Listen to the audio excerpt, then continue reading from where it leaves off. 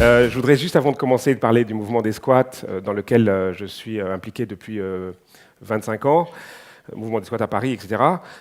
Dédier cette petite causerie à Wolinski, à tous ceux, bien entendu, qui ont été tués hier, mais notamment à Wolinski, parce que hier, vers midi, j'avais rendez-vous avec son gendre, Arnaud Champremier, que je connais bien, avec lequel j'ai milité au sein d'un parti utopiste il y a une dizaine d'années, qui s'appelait le MUC, le Mouvement de l'Utopie Concrète, qui a eu ces petites heures d'effervescence. Et Arnaud Champremier, on devait déjeuner ensemble, et puis il m'appelle vers midi, et il me dit, écoute, je file, on ne peut pas déjeuner, je file à Charlie, il y a eu un attentat. J'étais évidemment en choc, et il me dit, Georges est blessé, grièvement. Et voilà, sa femme Elsa aussi, j'étais en contact avec elle hier, elle a, pendant un certain temps sur Facebook, annoncé qu'il était très grièvement blessé, et puis à un moment donné, on a appris qu'il était mort. Alors, je voudrais juste... rappeler une chose que Georges Wolinski disait à propos de son régime post-mortem. Il avait choisi l'incinération. Il avait choisi d'être incinéré. Il justifiait cela parce qu'il disait à sa femme « Mes cendres, tu les balanceras aux chiottes.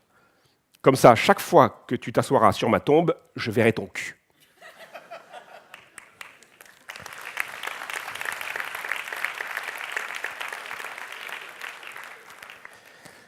Alors, je parle une quarantaine de minutes et après on essaye d'échanger. J'espère que la petite conférence suscitera des questions ou des questionnements chez vous. Nous vivons dans un monde où les 67 personnes les plus riches du monde possèdent autant de fortune que les 3,5 milliards de personnes les plus pauvres. 67 personnes, 3,5 milliards. Le mouvement des squats d'artistes est souvent, ou des squats en général, des squats bien entendu, parce que je suis là pour parler de l'ensemble du mouvement, est souvent, depuis longtemps, a souvent été présenté comme un mouvement extrêmement marginal. En fait, les études prouvent qu'au cours des 20 dernières années, c'est un mouvement qui est devenu de moins en moins marginal.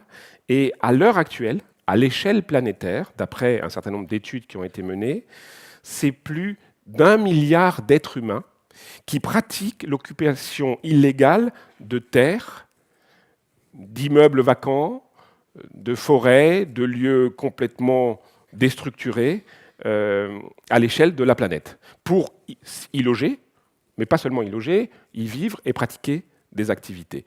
Donc c'est un mouvement qui finalement, même s'il est totalement déstructuré, parce que l'une des caractéristiques de ce mouvement, c'est qu'il n'est absolument pas unifié et qu'il représente des variétés de comportements à la fois dans le monde, dans les différents pays, et de statuts qui est immense. Mais ce mouvement, en vérité, bien que souvent, encore une fois, présenté comme marginal, est un mouvement dans lequel se retrouvent aujourd'hui vraiment des centaines de millions de personnes dans le monde. Il a souvent été présenté aussi comme une réponse, évidemment, d'un certain nombre de gens acculés complètement par les sociétés dans lesquelles on vit, ou, comme on peut le voir en ce moment d'ailleurs sur des affiches de publicité en venant ici à l'ESSEC, en CDI et SDF. C'est-à-dire que même aujourd'hui, ce n'était pas le cas il y a encore une vingtaine d'années, mais aujourd'hui même des travailleurs en CDI, ne sont plus capables, n'ont plus les moyens de se loger dans les villes. Donc il y a de plus en plus de gens qui se sont tournés vers, finalement, le squat, l'idée de squatter, qui est finalement une façon illégale d'occuper une résidence. L'abbé Pierre disait quelque chose d'absolument incroyable et de plus en plus actuel. Il disait « Les pauvres ou les plus humbles, les plus déshérités, ont le choix entre vivre illégalement ou mourir légalement. » Il se trouve qu'un certain nombre de gens ont décidé de plutôt vivre illégalement. Alors évidemment, il m'est arrivé plusieurs fois d'être attaqué sur les réseaux sociaux et un peu partout, parce que, d'une certaine manière, parce que par notre action, par nos revendications, nous valorisons l'illégalité. C'est vrai. Une forme d'illégalité, en tout cas, voilà, parce qu'il y a des illégalités. Moi, je défends une illégalité constructive, une illégalité positive. Je pense qu'il y a des illégalités qui sont extrêmement néfastes, et je les condamne, je suis le premier à les condamner, mais je pense que parfois, la loi est telle, les lois sont telles, qu'elles produisent tellement d'injustices qu'il faut peut-être les questionner et parfois même les transgresser pour faire avancer les lois. Il y a des exemples multiples. On a, il y a très peu de temps, parlé du quarantenaire du droit à l'avortement. Bien entendu que pour le droit à l'avortement, par exemple, aujourd'hui, tout le monde est quasiment d'accord pour dire c'est formidable, etc. Il y a une petite frange qui est contre, mais au départ, les mouvements sont des mouvements illégaux, n'est-ce pas ? Et donc c'est par l'illégalité, par la revendication et la fierté de l'égalité qu'à un moment donné, on est arrivé à faire changer les lois. Bon, voilà. Ça, c'est pour faire un point général. Je vais maintenant parler un tout petit peu de ce qui s'est passé à Paris au cours des 30 dernières années et comment ce mouvement qui était très petit, marginal, en 1980, je parle là uniquement du mouvement des squats d'artistes, mais qui a évolué en même temps que l'ensemble des mouvements des squats, a progressivement pris du terrain. Le premier squat d'artistes revendiqué à Paris, c'est en 1980. C'est un lieu qui se situe rue d'Arcueil et ça s'appelle Art Cloche. Cloche Art. Parce que les artistes s'installent dans un endroit où des clochards vivent et vont ensemble, avec les clochards, essayer de transformer le lieu en un lieu pas seulement de résidence, mais aussi de production artistique, d'atelier et même d'accueil et d'exposition. Ils sont rapidement expulsés et pendant 20 ans, environ jusqu'en l'an 2000, la seule réponse des pouvoirs publics à l'occupation illégale, donc de squat, va être la répression et l'expulsion. Il n'y a rien d'autre que cela. C'est hors la loi, on expulse. On expulse dans des conditions qui sont les conditions d'expulsion. Je ne sais pas si certains d'entre vous ont déjà été expulsés. En gros, c'est à 7h moins le quart du matin, généralement, par une belle compagnie de CRS. Et moi, ayant été expulsé à 7 reprises, la 7e fois, je connaissais tellement les CRS que je les appelais par leur prénom. Salut Georges. Voilà. Et quand on savait qu'on allait être expulsé, parce que la préfecture nous prévient quand même, elle nous dit, écoutez, là, ça va être cette semaine ou ça va être la semaine prochaine, les dernières expulsions qu'on a vécues, nous, avant d'avoir la chance de rentrer dans un lieu qui ne serait pas expulsé, eh bien, nous achetions des croissants pour les CRS. Parce que, 6h moins le quart du matin, 7h30, parfois, ils n'ont pas eu le temps de déjeuner. Voilà. Bon. Et puis, qu'est-ce qui s'est passé ? C'est vrai qu'au fur et à mesure du temps, cette pratique des squats, qui était marginale, a concerné de plus en plus de gens. Il y a eu de plus en plus de gens qui se sont retrouvés dans des squats. Et donc la préfecture, qui expulsait comme ça de temps en temps, qui venait avec ses matraques, c'était sympa, on va taper les artistes, ils ont eu tellement d'expulsions programmées dans leur agenda qu'à un moment donné, ça devenait compliqué.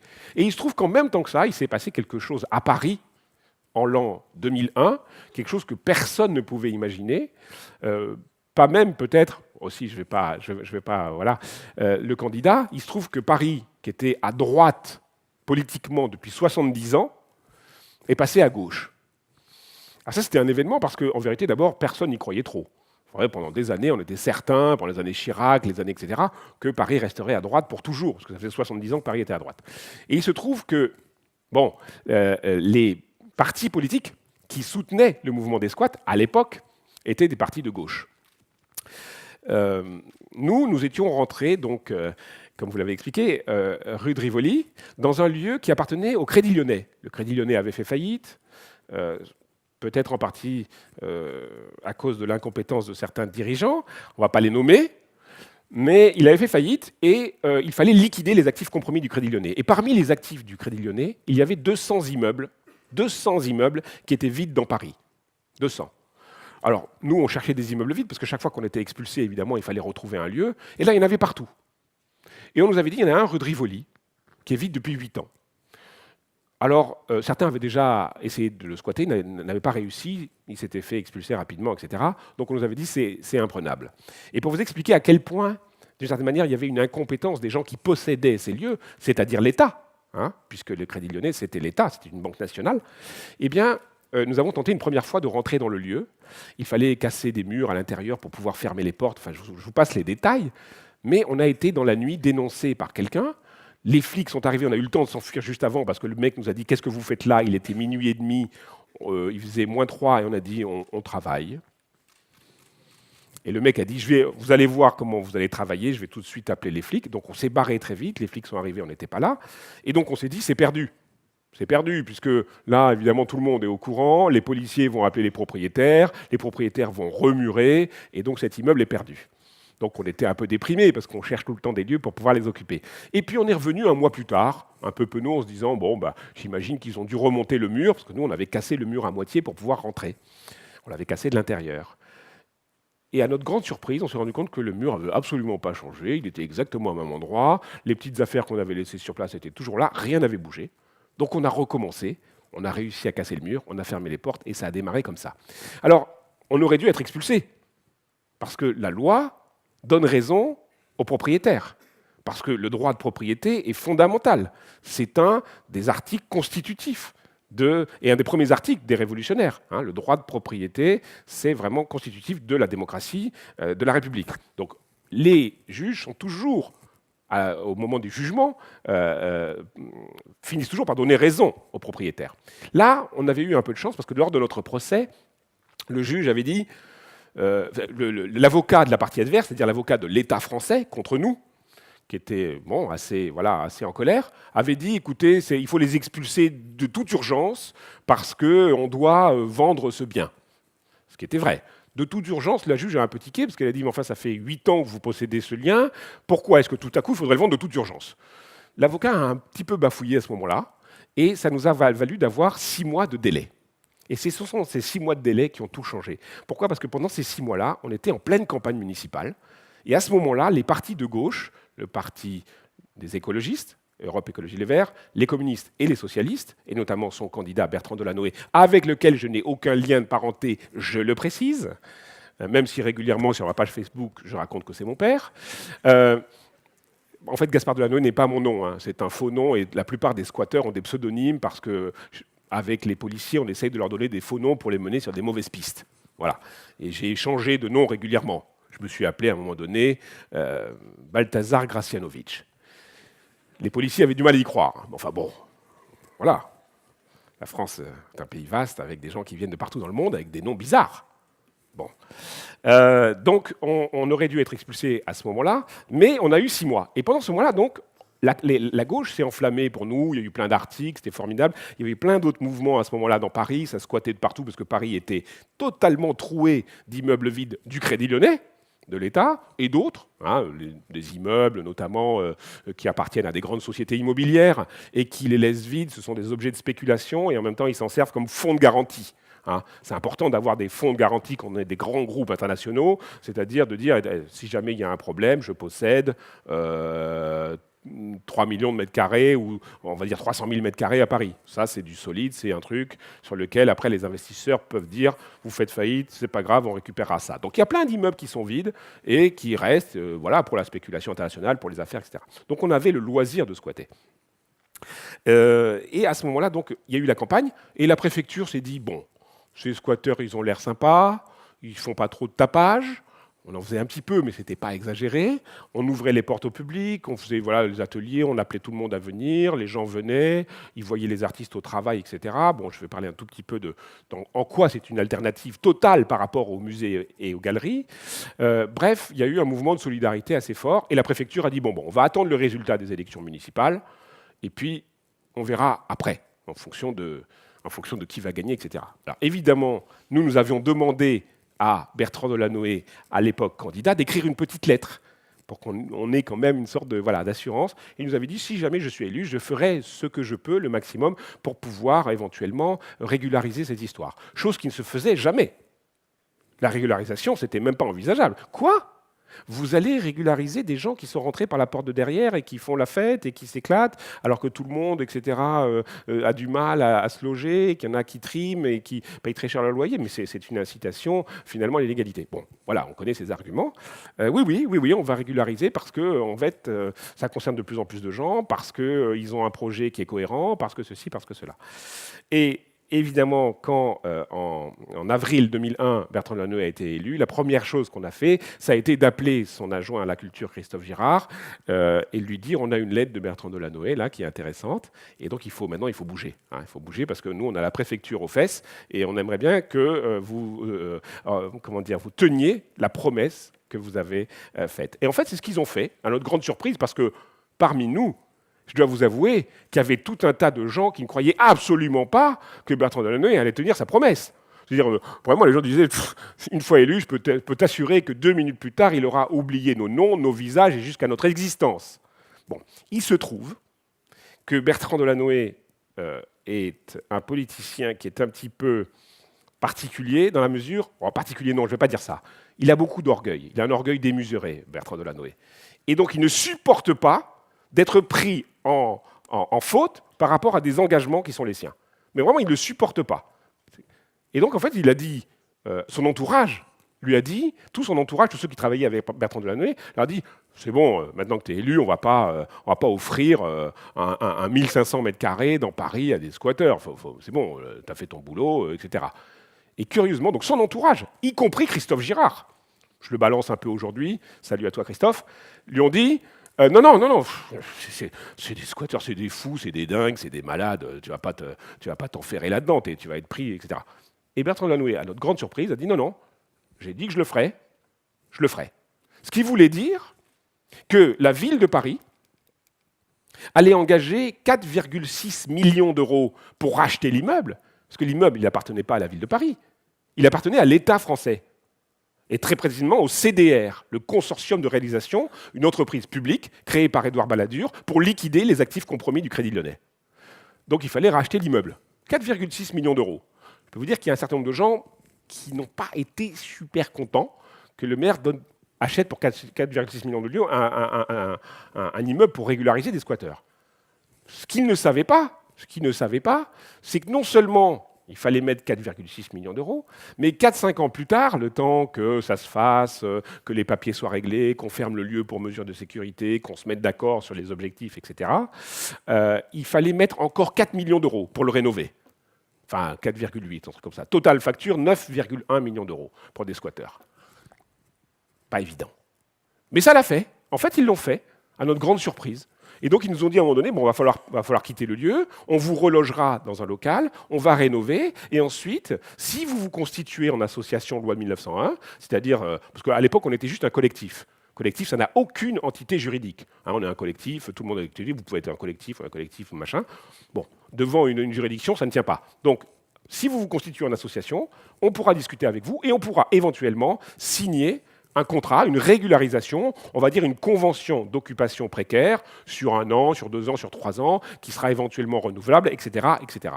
On l'a fait, on s'est constitué en association, et la ville, en vérité, a fini par nous signer un contrat de régularisation. Alors il y a eu un moment un peu délicat, parce que la ville a mis quand même une condition à cette régularisation, c'est qu'elle a dit, écoutez, rénover le bâtiment pour le transformer en atelier-logement, c'est beaucoup trop cher.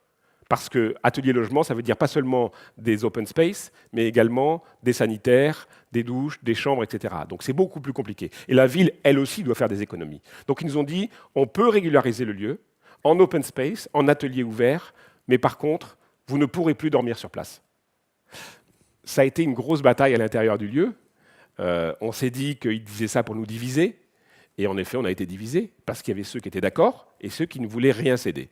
Donc il a fallu, entre nous, discuter, parler, discutailler et voter pour savoir qu'est-ce qu'on allait faire. Est-ce qu'on acceptait cette poire coupée en deux, ou est-ce qu'on risquait de tout perdre, les 6-7 années qu'on avait fait à construire ce lieu, à devenir une vitrine de l'ensemble du mouvement des squats, pas seulement en France, mais en Europe et dans le monde, parce qu'en vérité, on a vu le monde entier, enfin les médias du monde entier débouler dans ce lieu au cours des 7 années, du Japon au Brésil, en passant par l'Argentine, l'Espagne, l'Afrique du Sud et les Émirats arabes unis également, qui sont venus. On a eu un très beau reportage sur Al Jazeera.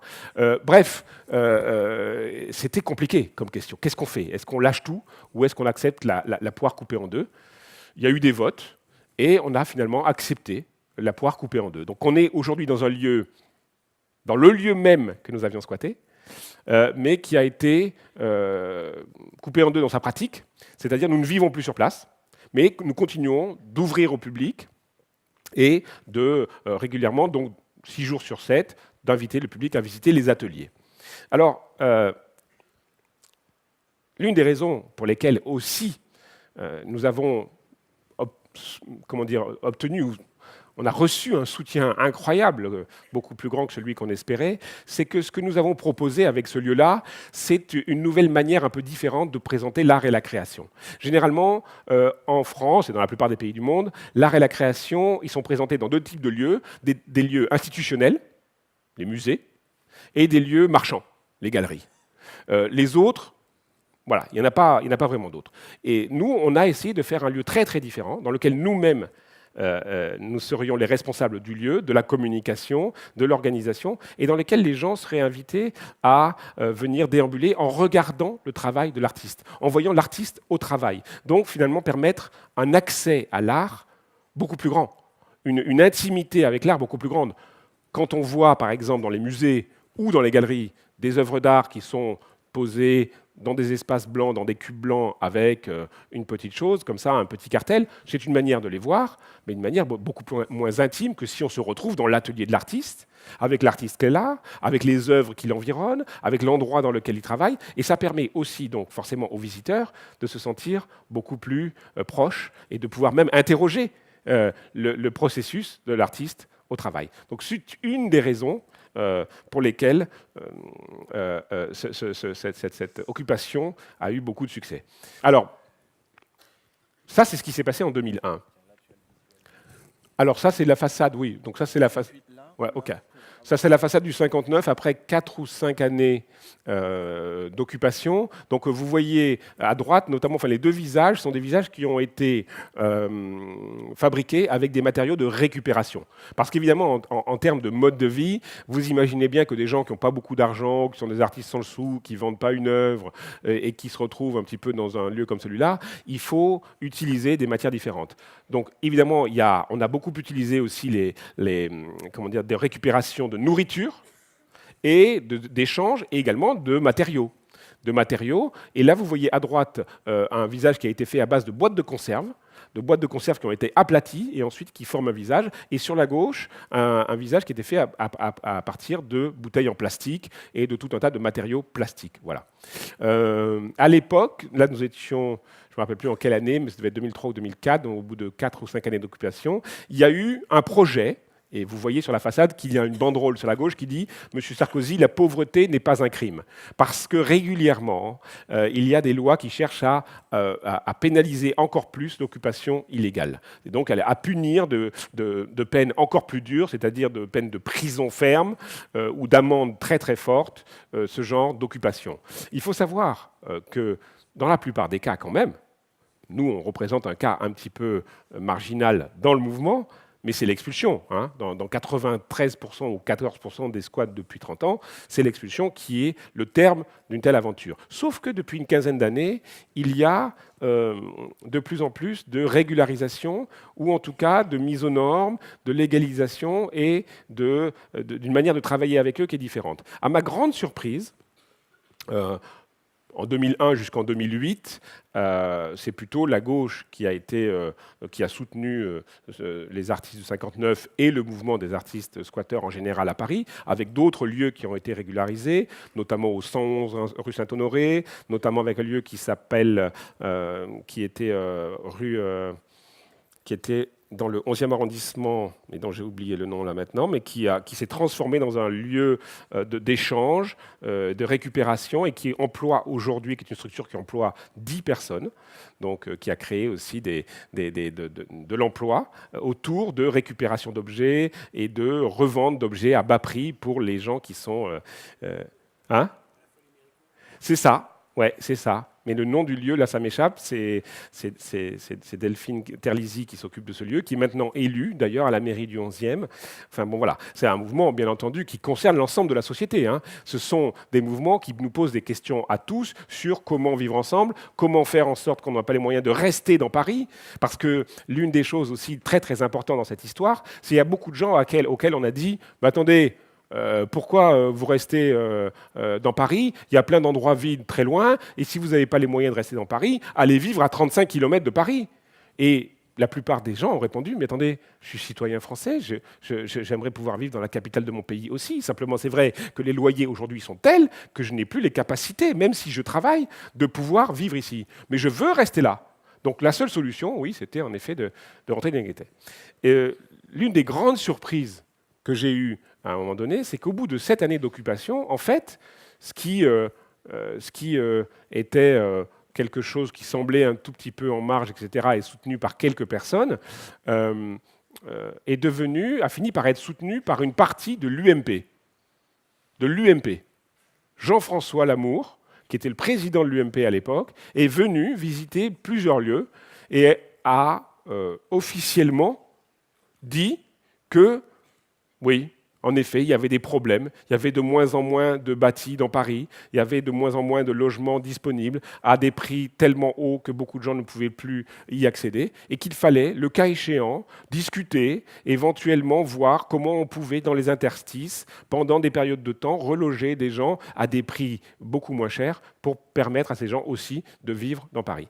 Donc, évidemment, pas toute l'UMP parisienne a été d'accord avec ça, mais il y a eu une division à l'intérieur de l'UMP parisienne, chose qui était totalement inimaginable hein, au moment, en 2001, au moment où, à l'époque, alors oui, je tiens à le rappeler, justement pour illustrer ça, à l'époque, la directrice des affaires culturelles sous Jean Tibéry disait, quand on lui posait la question sur que pensez-vous des mouvements d'artistes, etc., sa réponse, elle en avait répondu une seule, au Conseil de Paris, face à une élue communiste qui lui posait la question, elle avait répondu... elle s'appelait Geneviève de Parsifal, je crois. Elle avait répondu « Mais pourquoi est-ce qu'ils ne vont pas faire ça dans le Larzac ?» Voilà. Donc c'est vrai qu'en 8 ans, la solution, enfin, je veux dire, l'évolution des mentalités au sein de l'UMP est quelque chose d'incroyable. Parce que Jean-François Lamour venant nous voir en disant ouais, « c'est pas mal, c'est intéressant, et ça c'est quoi, etc. » Ah bon, vous faites ça, bon, ben, on va voir, on va essayer d'en parler parce qu'il faut qu'on évolue, sinon la droite va tout le temps perdre Paris et ne récupérera jamais Paris. Bon, pour l'instant, ils n'ont pas encore réussi, mais en tout cas, il y avait une évolution des mentalités par rapport à ce phénomène-là. Voilà, c'est une petite photographie où on voit des actions qu'on a menées, parce qu'on ne s'est pas contenté de squatter l'immeuble de la rue de Rivoli, mais on a mené ce qu'on appelle un peloton d'assistance à immeubles en danger. Voilà. Et ce qu'on a fait, c'est qu'on est allé repérer dans Paris les immeubles vides, et puis on lançait des appels à plein de gens pour venir et en disant on va essayer de grimper dedans, on va essayer de le signaler, on va essayer de dire aux gens aux alentours cet immeuble est vide depuis 5 ans, pourquoi vous ne rentrez pas dedans, il a l'air super sympa. Et donc on a créé ce peloton qui pendant des années a dénoncé les immeubles qui restent vides pendant des années. Et c'est vrai qu'aujourd'hui encore, on a énormément de mal, nous, quand on passe devant un immeuble vide, à ne pas être tenté de prendre un pied de biche et d'aller l'ouvrir la nuit prochaine pour y faire quelque chose, pour y vivre, pour y poser un oreiller, pour loger nos copains qui sont dans la dèche, etc. C'est quelque chose de... Enfin, voilà, on a essayé de faire partager, je vais dire un mot qui va peut-être pas plaire à tout le monde, mais cette indignation. C'est-à-dire que pour nous, c'est absolument incroyable de penser que des immeubles peuvent rester vides pendant 5 ans, 6 ans, 10 ans, 20 ans. L'immeuble de la place des Vosges, 40 ans, vide. Le fameux immeuble qui a été squatté par Jeudi Noir il y a quelques années, est vide encore aujourd'hui, et il l'était depuis 40 ans. Et qu'on puisse faire ça. Alors évidemment, les gens nous disent, c'est le droit de propriété, il est propriétaire, il fait ce qu'il veut, s'il veut le laisser pourrir pendant 40 ans, il le laisse pourrir. La loi dit ça. La loi dit ça. Et on est même condamné régulièrement à des amendes assez lourdes pour avoir squatté, parce qu'on n'est pas seulement expulsé, on est condamné.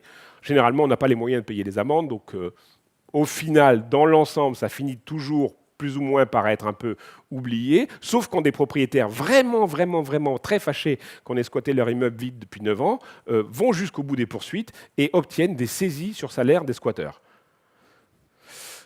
Je ne veux pas vous faire un dessin sur ce que représentent des saisies sur salaire de squatteurs, mais fouillez dans votre poche, c'est à peu près ce que vous avez dans la poche aujourd'hui. Ou peut-être un peu moins. Alors, on n'a pas fait seulement, évidemment, des actions pour dénoncer les immeubles vides, on a aussi pris la rue. Et donc régulièrement, rue de Rivoli, on a profité du fait qu'on ait un endroit de passage absolument incroyable, Châtelet-Les Halles étant l'une des gares d'Europe les plus folles et dans laquelle il y a le plus de monde, pour faire des défilés de mode, rue de Rivoli, des défilés de mode de 27 secondes. Parce que le feu rouge dure 27 secondes, rue de Rivoli. Eh oui, parce que les voitures, il y en a un paquet, et des piétons, il n'y en a pas tant que ça. Donc on fait des défilés de mode de 27 secondes, on fait des allées, des retours, des allées, des retours. Parfois même, on va un peu plus loin, mais généralement, là, on se fait rattraper par les policiers, parce que si on bloque la rue de Rivoli, comme on l'a fait quelquefois, je dirais qu'au bout de 4-5 minutes, c'est l'ensemble du bordel dans tout le 4e et le 1er arrondissement. Parce que c'est c'est l'artère horizontale qui traverse Paris, donc on la bloque. En 4-5 minutes, c'est un bordel total. On a les flics qui arrivent, etc., qui nous disent « Qu'est-ce que vous faites ?» On dit bon, « Enfin, un défilé de mode, vous voyez bien. » Enfin. Non mais, je sais pas. Non? Bon.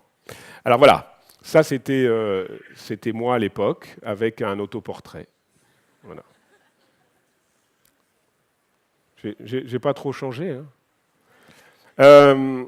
Ensuite, alors, juste, je vais, pour vous dire économiquement comment ça tient un modèle comme celui-là, la mairie de Paris nous fait un prix comment dire, de logement, de location qui est très très bas. Par contre, ils nous demandent de payer l'ensemble des frais, c'est-à-dire électricité, réparation du bâtiment, eau, assurance, etc., qu'on doit avoir sur l'année. Et sur un bâtiment comme le 59 Rivoli, qui est quand même un bâtiment de 1400 m², l'ensemble des frais qu'on doit dépenser, c'est 70 000 € par an.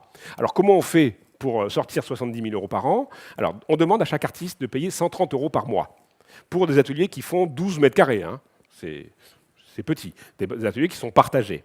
130 € par mois, avec ça, on arrive à peu près à sortir, si on est 30, hein, parce qu'il y a à peu près 30 artistes qui sont dans le 59, avec des gens qui tournent et des gens qui sont de noyaux durs, un noyau dur et des électrons libres, environ 20 noyaux durs et une dizaine d'électrons libres. On arrive à peu près à dégager 4005, 4009 par mois. Sur 12 mois, bon, vous voyez à peu près la somme. Non, 4 000, plutôt 4 000, 3 009, 4 000, donc ça fait environ 48 000 par an quand on arrive à recevoir ça. Parce qu'évidemment, beaucoup d'artistes qui chaque mois nous disent « j'y arrive pas, là j'ai rien vendu, j'en peux pas », ils font des métiers à côté mais ça gagne pas assez. Donc on a aussi tout le temps, nous, on s'est transformé aussi en inspecteur des impôts. C'est pas génial de venir voir un artiste en lui disant « tu as 4 mois de retard, si tu continues comme ça, on va te foutre dehors ». Mais on n'a jamais fait, mais ça arrive, parce qu'évidemment, s'il y en a 3 ou 4 qui finissent par ne pas payer 1 mois, 2 mois, 6 mois, 8 mois, c'est terminé. Hein. C'est-à-dire qu'après, les autres qui payent, ils vont dire, attendez, les mecs, vous ne payez pas, nous on paye pour vous, comment vous faites là? Moi non plus, je ne paye plus. Et puis dans ce cas-là, c'est terminé. Parce que si on n'est pas capable de payer l'eau, l'électricité et les charges que la mairie nous a assignées à payer, on est mort. C'est-à-dire que là, on donnera un argument à la ville pour nous foutre dehors qui sera en or, évidemment. Donc voilà, et avec ça, on a fait quelque chose qui, au départ, a heurté la sensibilité d'un certain nombre d'entre nous, c'est-à-dire on a réussi, on ne l'a pas réussi beaucoup de fois, hein, mais on a réussi une fois, à plusieurs reprises, à établir un partenariat avec une entreprise privée. Oh putain, le gros tabou dans le mouvement des squats. Pas évident. Mais là, c'est Canson. Ah, alors Canson, ça leur a un peu plus parlé. Canson, il dit « Ah, ben oui, Canson, oui, ça nous intéresse, parce qu'ils vont peut-être nous filer des trucs, etc. » Et ils nous ont filé des trucs, en effet, des papiers, etc., des sketchlines, etc.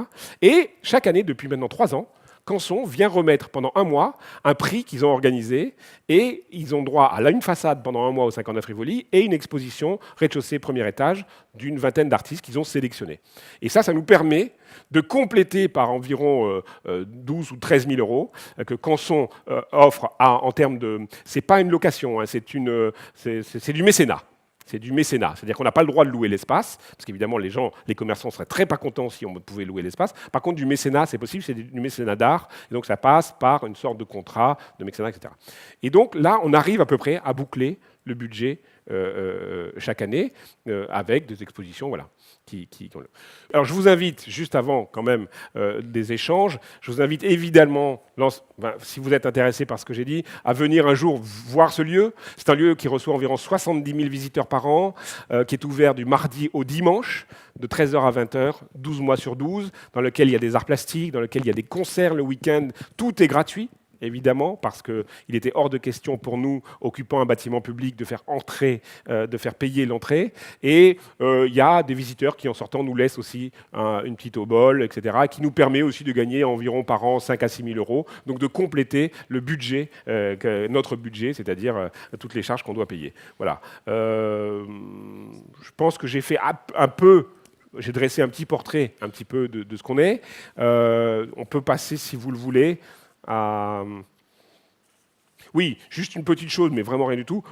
Dans des enquêtes, mais ça vous le savez déjà, le nombre, le type de personnes, le type de gens qui sont dans des squats de par le monde, en gros, ça regroupe des familles très très différentes, des migrants, des familles monoparentales, des jeunes en rupture familiale, des sans-abri, des étudiants, des artistes, des chômeurs, des sans-papiers, des travailleurs intermittents, des allocataires sociaux, des pensionnés, des travailleurs sociaux, des anciens détenus, des personnes issues d'institutions psychiatriques, etc., etc. C'est à peu près ça, hein, le type de gens qui sont dans ces lieux-là.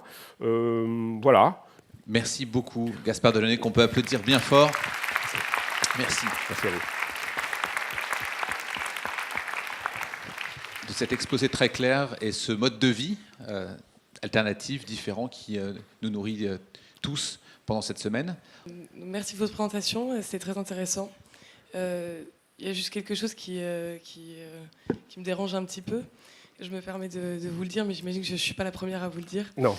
C'est un mouvement qui est un peu dérangeant, je le conçois. En fait, ce que je trouve dérangeant, c'est que dans votre manière d'aborder la légalité dans le logement, d'aborder l'art, etc., vous vous présentez comme un mouvement anti-système, enfin anti-système, ou en tout cas qui demande d'avoir les choses différemment. Oui. Et finalement, j'ai l'impression que cette ambition, elle se limite à vous, et que vous ne défendez pas une cause plus générale pour la pauvreté, et que finalement, si on est quelqu'un de pauvre, mais de normal, qui n'est pas un artiste, qui ne vous connaît pas, bah, on ne peut pas accéder aux privilèges, entre guillemets, auxquels vous accédez.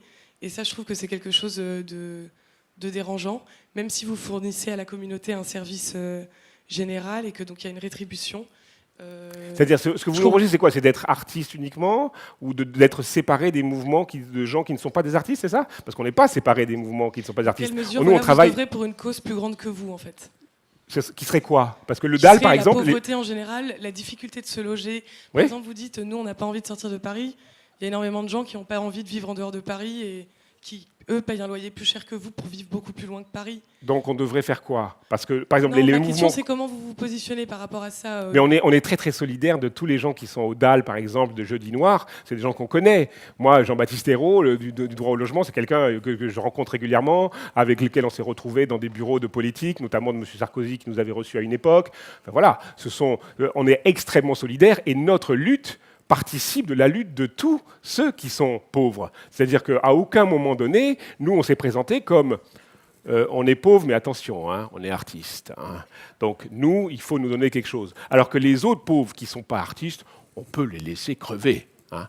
Non, jamais on a fait un truc comme ça. C'est-à-dire, nous, on est extrêmement solidaires et en faisant avancer notre cause, nous sommes certains, parce que les faits nous ont donné raison, d'avoir fait avancer la cause également du DAL, la cause des enfants de Don Quichotte. Je suis un ami très proche de Jean-Baptiste Legrand et de son frère Augustin, mais surtout de Jean-Baptiste, et de toutes les associations qui luttent pour l'ensemble des gens qui se retrouvent en difficulté financière et qui n'ont pas les moyens de se payer un logement pour résider ou pour travailler.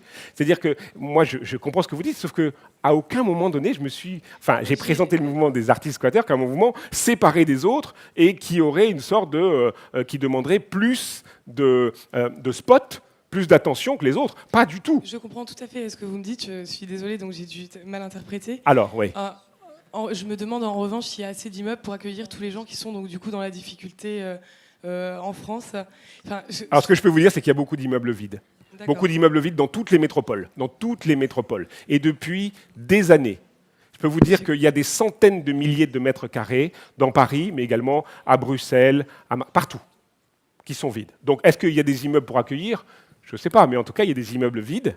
Et à côté de ça, il y a des gens qui crèvent dehors. Donc après, la question, c'est est-ce que ça vous choque ou pas?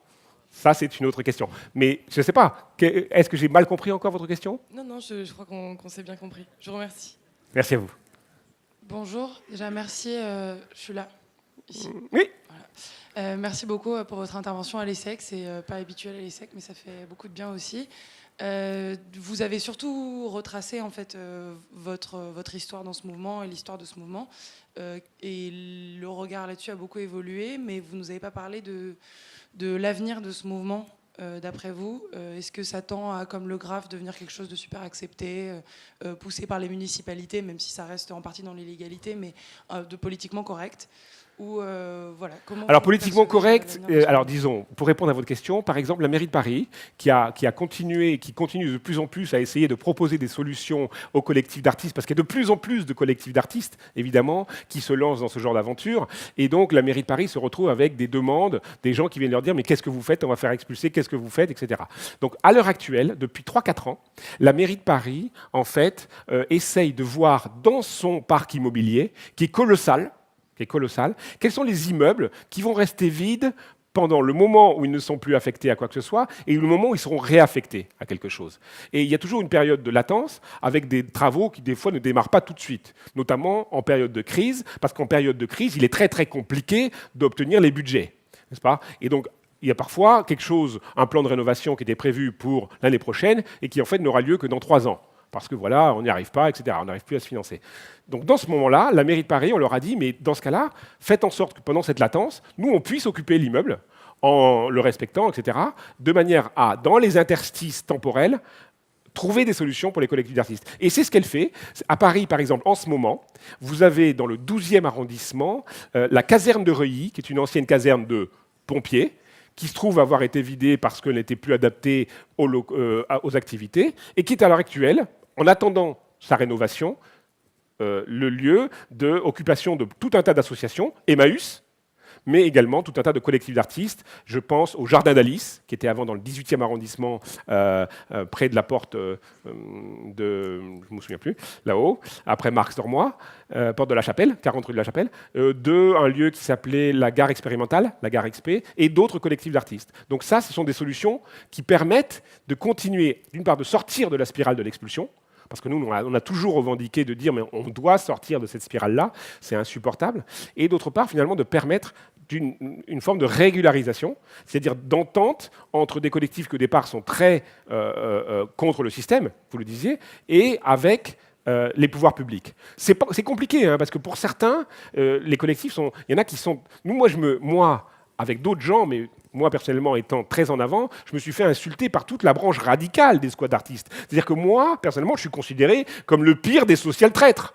Pourquoi? Parce qu'on a signé des accords avec la mairie de Paris. La mairie de Paris, des politiques, des pourris.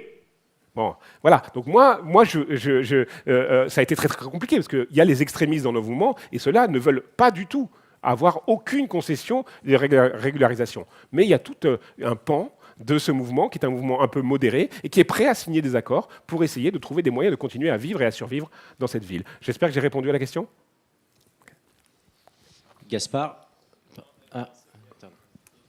Bonjour. Bonjour. Merci beaucoup pour votre intervention. On vous sentait passionné, c'est très agréable. Merci à vous. J'aurais une question. Est-ce que vous avez des solutions pour le mal logement? Parce que c'est bien, vous avez fait une révolution, et à partir du moment où on fait une révolution, après il faut rentrer un peu en discussion avec les politiques pour proposer des solutions pour le mal logement. Si je vous demandais d'avoir une proposition, quelle proposition feriez-vous? A priori, et c'est ce que l'ensemble des associations qui défendent et qui se battent contre le mal logement défendent depuis des années, notamment le DAL, parce qu'il y a un droit qui est opposable. Vous savez qu'aujourd'hui, le droit au logement est un droit opposable, c'est-à-dire que normalement, tous les citoyens français ont droit au logement, et ils peuvent attaquer les institutions en disant j'y ai droit et je ne l'ai pas, donc c'est un droit opposable. Il faudrait, tout ce que demandent toutes ces associations, c'est de multiplier par 2, voire 3, la construction de logements en France par les institutions. Et ça, à l'heure actuelle, ce n'est pas fait. Ce n'est pas fait, c'est-à-dire de multiplier de manière à... Alors évidemment, il y a des gens qui sont contre ça, hein, la multiplication de logements, ça va faire baisser le prix de l'immobilier en général, et tout le monde n'a pas intérêt à ce que le prix de l'immobilier baisse. Hein, donc il y a des intérêts différents. Mais la construction de 2 fois ou 3 fois plus de logements sociaux par an est un des objectifs qui sont régulièrement revendiqués par les associations. Je vous écoute. Et ma question, est-ce que vous pensez vous engager dans un grand mouvement, peut-être le PS ou un autre mouvement? Parce que là, vous avez un parti un peu d'agitateur politique, c'est très bien pour montrer les idées, pour que les médias s'occupent de vos regards, vous faites un peu le buzz, mais c'est bien aussi de s'impliquer dans les partis politiques plus grands et plus investis pour pouvoir faire changer les choses, pour pouvoir faire des lois, pour pouvoir... Alors, c'est une question intéressante. je suis proche d'un certain nombre de gens, à Europe Écologie Les Verts, pas vraiment socialistes plutôt de ce côté-là, et plutôt de mouvements voilà, un petit peu plus à gauche. C'est compliqué de savoir aujourd'hui quel est le vrai pouvoir des partis politiques et quel est le pouvoir des politiques. Je peux vous assurer que pour avoir discuté avec des gens qui ont été dans les cabinets ministériels, je peux vous assurer que la puissance politique est très, très, très, comment dire, survendue, et que quand ils se retrouvent dans les cabinets et aux manettes, c'est beaucoup plus compliqué qu'ils ne le croient. Et ils se retrouvent bien souvent, pas tout le temps, mais ça leur arrive, à occuper finalement un ministère de la parole.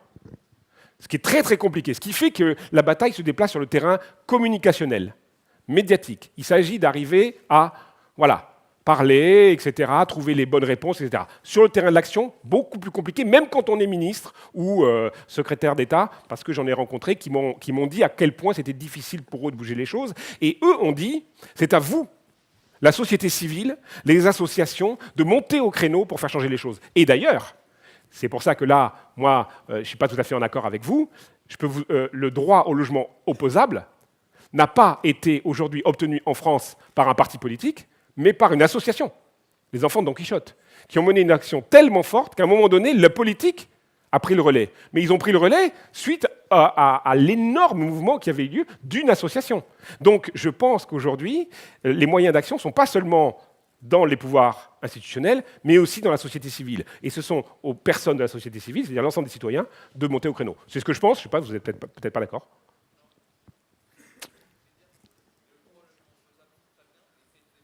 Là, on ne vous entend pas. Quels effets pour le droit opposable? C'est un long chemin. Hein.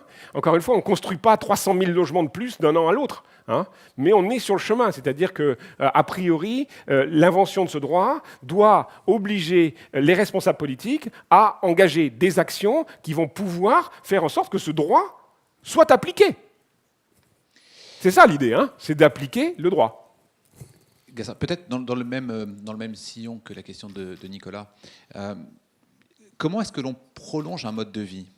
En fait, on voit bien, et je ne suis pas provocateur dans ma question, mais simplement pour essayer d'être clair le plus possible.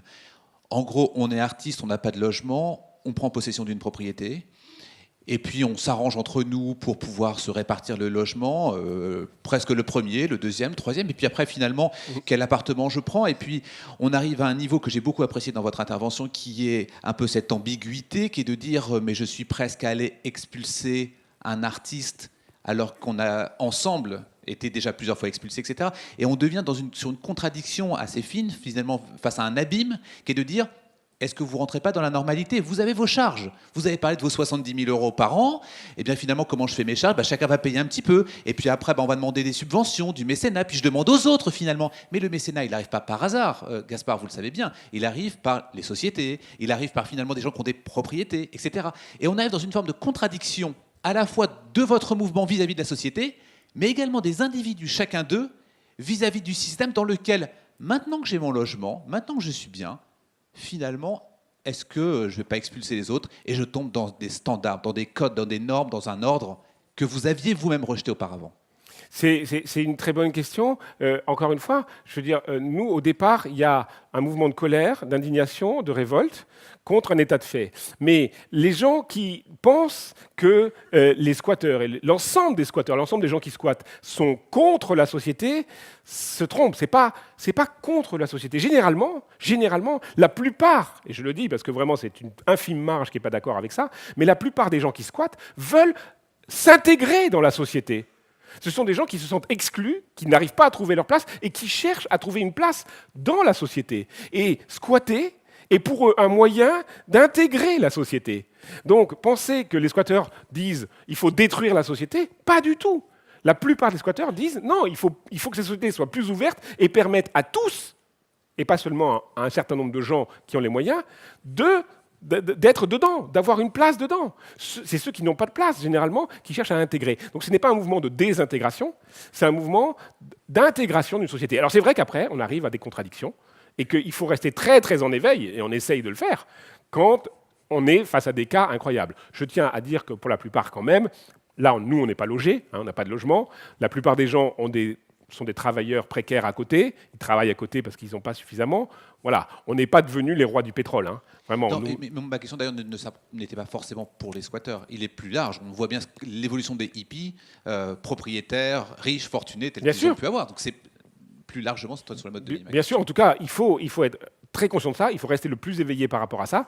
Et après, on est face, à un moment donné, on arrive face à des contradictions et on nous dit, est-ce qu'on est pro-système? À partir du moment où on signe un accord avec la mairie de Paris, d'une certaine manière, on est rentré dans le système. Mais est-ce qu'on y est rentré complètement? Plus ou moins, parce que nous, on a un contrat de 3 ans, renouvelable, et qu'au terme des 3 ans, on peut très bien se retrouver à la rue, à nouveau.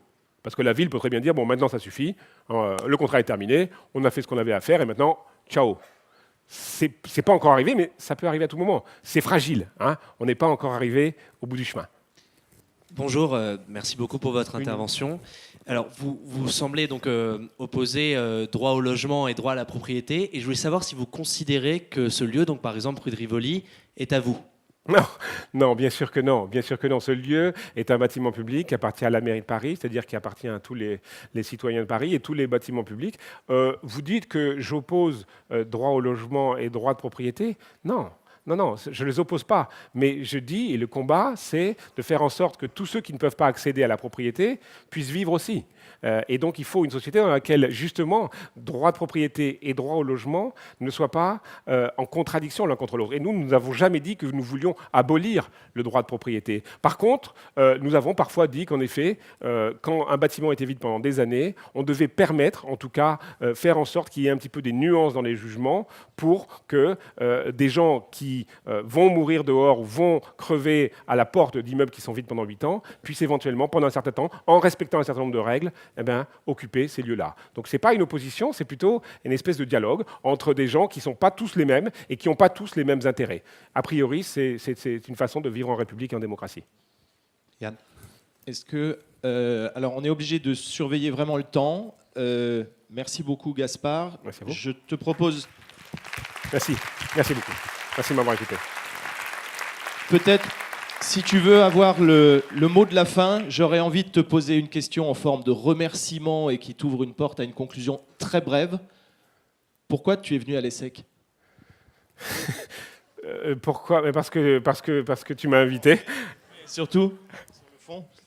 Sur le fond, je vois pas quelle réponse tu veux que je donne, mais je veux bien que tu me la souffles. Gaspard, il y avait le côté tout à l'heure quand on discutait, le fait de dire parler à un public qui n'est pas forcément celui... Ah mais ça, alors... Je ne sais pas, parce que je ne connais pas exactement quels sont voilà, d'où vous venez, etc. Mais c'est vrai qu'on a toujours eu l'ambition, nous, au 59 et dans tous les autres lieux, ou dans la plupart des lieux, d'être ouvert à tous et de ne pas être sectaire. C'est-à-dire, je tiens à dire que c'est un mouvement extrêmement ouvert sur l'ensemble des gens de la société et qui n'a jamais refusé son accès à quiconque. Autrement dit, si vous venez, ça nous ferait très, très plaisir et on s'adresse à tous. Pas seulement à une catégorie spécifique de citoyens qui seraient d'accord avec nous avant même d'être rentrés dans le lieu. On s'adresse à tous. Merci Gaspard, merci beaucoup. On peut l'applaudir chaleureusement. Merci beaucoup. C'était un vrai plaisir de vous entendre.